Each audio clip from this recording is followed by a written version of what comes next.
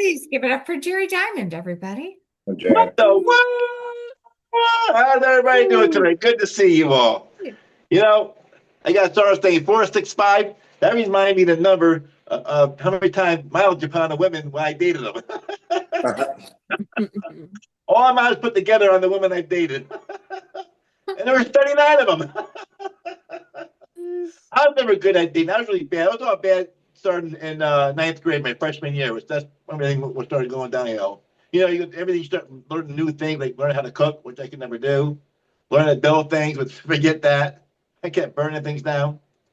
And third but not least, learning about sexuality, which I've never done good at either.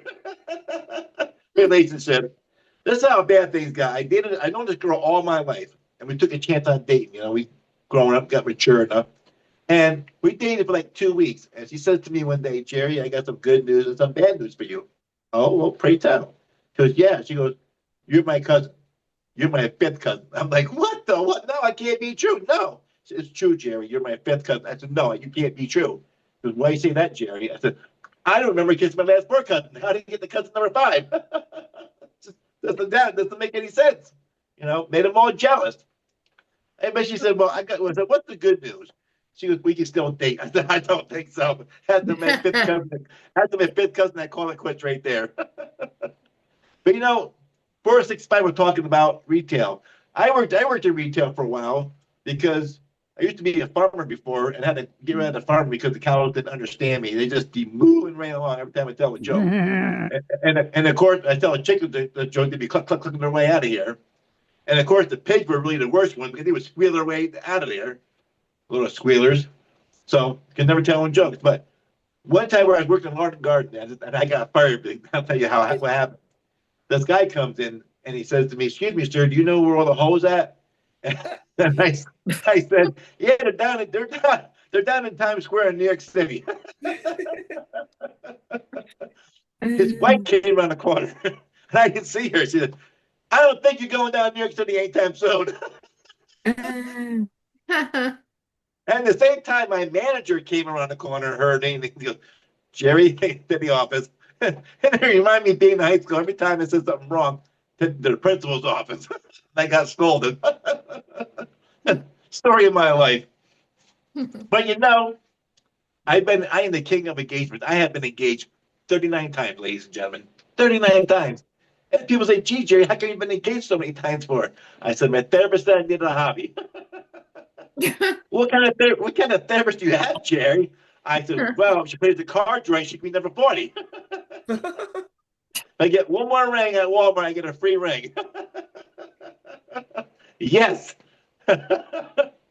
And but you know, my therapist said that I meant to be more engaged in your life. So that's that's not a good thing for me. Not a good thing for me. You know, you've been on bad dates. I have. Which explains my 39 engagements. So I got some. You've been on a bad date side. So here we go. You know you're on a bad date. You're both on the phone, or worse, better talk about themselves. That's not good. You know you drink too much to have sex when you apologize before it starts.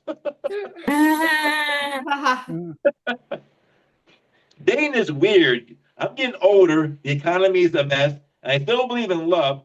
I just need to come. It needs to come with a receipt, a warranty, and a return policy. Because at my age, I'm not looking for the one. I'm looking for someone who gets my jokes and doesn't touch the thermostat. Don't ever touch my thermostat. But I am the king of engagements 39 times. I have been engaged so many times that my ring finger has frequent fire mileage on it now. Frequent fire mileage on there. The jeweler don't ask me what I'm looking for anymore. They just say, back again? No longer, I pop the question. I say, I'll save the date cards first. Just save the date cards first. My idea of commitment is keeping the receipt for the ring. My family don't ask ask, is this the one anymore? They ask, what number is she? Mm. It's sad. My exes don't compare notes anymore. They just have annual conventions. Ooh. That mean one of them conventions? So yeah, I've been engaged a few times, and a few, I mean, my ring finger has a better resume than I do.